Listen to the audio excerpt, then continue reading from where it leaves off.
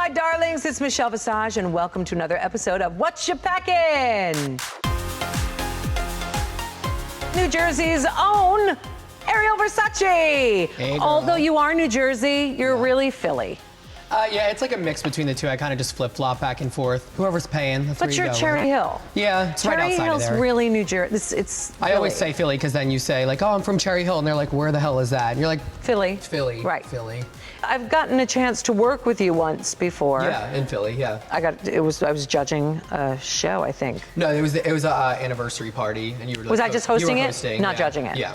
And now we got to see you on RuPaul's Drag Race. Yes. Was it your first time auditioning? No, it was my fourth time. Your fourth time. Fourth time, yeah. And you're young. I'm 26. Yeah, that's young. Okay, thanks. Yeah, so you were auditioning since you were 22. Yes. That's math. Shouldn't have been, but she tried it. Did it live up to what you thought it was going to be? The whole experience? Yeah. Total mind blown getting here. It's like not what you think it is. It's hard, girl. It's hard. I'm sure obviously plenty of girls say that, but it is goddamn hard. And it's totally different. Yeah. When you're there in that moment. Mm-hmm. And it's got nothing to do with editing. It's got all to do with being in the moment. Right. Feeling what you're feeling. Hello. Delivering or not delivering.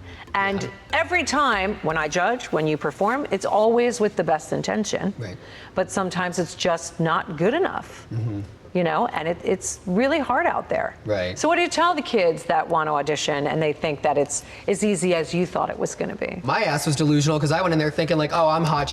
Like I'm gonna kill this. And I get in there and I'm like, oh my God. Like it was like so hard. It's like, you just put yourself through like physical, mental warfare with yourself the whole time. Like you get the challenge and you're just in your head the whole time. And that's what you really have to concentrate on. Be 100% like sure you know you want to do this before you go on. Don't just go and audition for Drag Race because you want to be on TV. Do it to better yourself and know that you're freaking ready to do it. 100% have to be ready, and a lot of people think they're ready and they're really not ready. Right. When you walked into that workroom for the first time, you being an Instagram kid, was there anybody in there that you were excited about or nervous about when they came in? Were you familiar with any of your competitors? Yeah, you know, the first thing that I noticed when we were all speaking, like obviously I knew Plastique off of Instagram. I know of Nina, because she's a big name in the pageant scene, as well as Brooke. But a lot of the other girls, I got super intimidated immediately because I'm not a pageant girl. I'm very like, hey, yay! Like I just like to perform and host my shows. And a lot of these girls were talking about like, oh, I'm like in pageantry, and I'm like, they are freaking intense. So immediately I was like, oh, here we go, girl. Because you know they are always on the ball, always. They got the looks, they got these over the top looks. They're very like driven, and I'm like, all right, this is going to be a competition. This year is going to be a competition. It's pageant girls versus other girls in the way that pageant girls prepare differently. Yes. These pageant girls make sure every T is crossed, every I is dotted in a way that we club kids don't really worry about or don't have to do. So did you learn anything from getting ready or being around some of these pageant girls? Be very clear with your aesthetic, which is something that we discussed on the show. You got to deliver like who you are 100%. I feel like, you know, Brooklyn went in there. I always say that Brooklyn's like this really like edgy superhero bitch. You know, that's like her look, but she does it with like that pageant flair. Akira is just gown glittering, you know, and you go into it. And like I like to kind of like label myself as a little Harajuku Barbie brat style gig, but like I feel like you really need to center in on that because those girls went in like with this clear idea, and I felt like I did, but I could have executed it better and it would have come across better, which was my downfall. I didn't go into it. I don't think I sold myself as much as I should, as much as they were doing. That was my problem. I think you did. I think we got an idea of who you are. It's just tough competition, and as the weeks go on and the longer you stay, it gets harder and harder. Yeah. And you get in your head more and more. Oh yeah. That's a real thing. Let's go psycho, girl. Everybody does.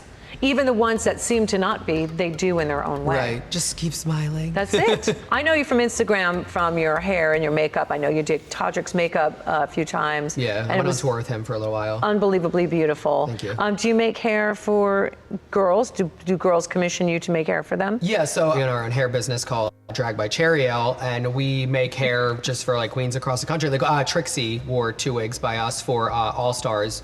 We made her IQ Kitty, the pink bump ponytail, and then the Kitty Girl, the purple ponytail. We made her that. You know, we like to do that very like Barbie-esque, that big old colorful hair, cotton candy bullshit. You know, that's fun though. It's like our signature style. That's who you are. That's your thing. That's cotton candy bullshit. That is me, girl. Love it. I would buy a perfume called Cotton Candy Bullshit. Right.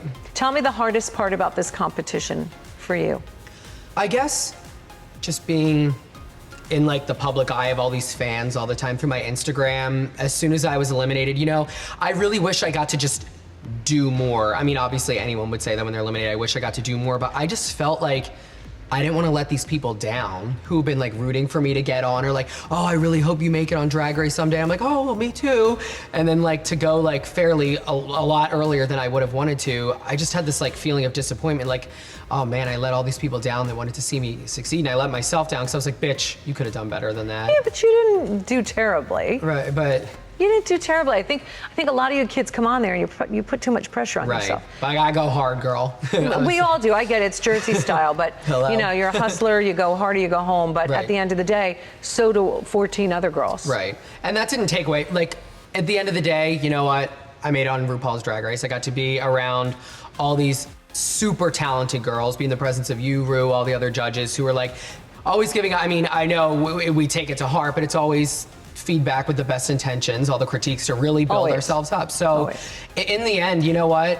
Did I go home? Yeah, but I made it to something I've always wanted to do. And this is just, it can only go up from here. You know, people make fun of us for saying just being nominated is an honor. Yeah, just getting on the show is an honor. Right. It really is, because you made it out of thousands of queens that RuPaul handpicks. And so many people fight for it for so long. It's like, I made it, and I'm like, yeah, you did. I'm sure it's very truly blessed to say that. Let's talk about your fashions. Okay. So this back here is really, really beautiful. Thank you. Now, I know we got a lot of fun, Ariel. Yeah. This to me is very like fashion, almost like Miss Dior type of really pretty thing. Yeah, yeah. Do you design? Do you make? How do you participate? I design, so like, my boyfriend sews, so like I'll design a lot of pieces. Like I'll do the drawings and he sews them, and like I'll do like embellishings on it. But actually, these 3 pieces were from some of my favorite designers. That's why I wanted to bring them out today. Stuff I didn't get to wear. So not just your boyfriend? No, yeah, no. None of these are from. So this first one, who made that? This is by Nini Lashiro. He's based in New York. He designs for like a lot of people. Like he does a lot of the like the Love and Hip Hop crew, like a lot of them. And his That's why it's so sexy. Yeah, his outfits are sickening. I found him on Instagram and I like DM'd him immediately, slid in them DMs, and I said, bitch, yeah, I need a couple of outfits from you, okay? This one was from Florence D. Lee. That's very you and very drag. He made my igloo that I walked in. Oh, fun. And this is by... It was that Hillary Duff moment. You know that meme I'm talking about, right? Yeah. All right. That's why I did it. But the thing when I did it, that was my favorite when they redid that. I was like, yes. I love it. Yes. And then that one is by Perry Meek. Love. Yeah. Who's Lady Gaga's designer. And I love his stuff. Actually, he designed my fringe thing, that like holographic unicorn thing. Fun. Yeah. Yeah, he's done some stuff for me too. He's brilliant. He's great. Did you leave the show with any true friendships? Do you feel like you made some really good connections? You know, I did. I love Plastique. I feel like we had a really good relationship on the show, but one of my strongest relationships kind of happened after the show. I'm like super close with Soju. Obviously I didn't get to spend a whole lot of time with her. She's a really lovely person. She's hilarious. And we've gotten a bond like over the course of us both being home after the fact and everything. I can't wait to see some of the face painting you'll do on some of your sisters, and you're really talented with that, and I don't want you to forget about that part of your artistry. I know it's your drag, you're gonna be out there touring, but you've got something that you're able to share and market and use. Right. So don't forget that. Yeah. You know, you're available for hire in all aspects. Right, and I do my YouTube channel too with I do like makeup tutorials and everything. So good. Even before I started personally doing drag myself, I loved watching all those all the YouTube tutorials online. Yeah, they're fun. Just watching all these like awesome artists, it's so inspiring. Yes, you know? I agree. Well, continued success with everything. I'm so glad you got on the show. Me too, girl. Very proud of you representing Jersey up there. Sorry, I'm so tough. Yeah, well, you know what? Tough love. Somebody's got to do it, kiddo. You know, my own mom tells me when my outfits are hideous, so whatever. Oh my God, I love your mom. Right, hello. I tell my kids that, and they're like, 5'3" Italian lady. That's Go off. it. Go off, girl. Perfect. I love it. Well, thank you so much, sweetie. Thank you. Continued success, and we will see you out there in Ariel, Versace, and all your social medias, correct? Yes. Thank you, my love. Thank you. Thank you guys for joining me for another Whatcha Packin. I will see you next time right here. Bye.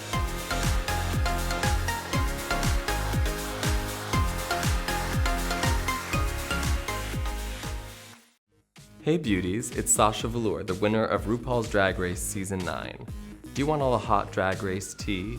Then you better subscribe to VH1's YouTube channel, and you'll have all the fresh videos sent directly to your inbox. Now that's something not to joke about.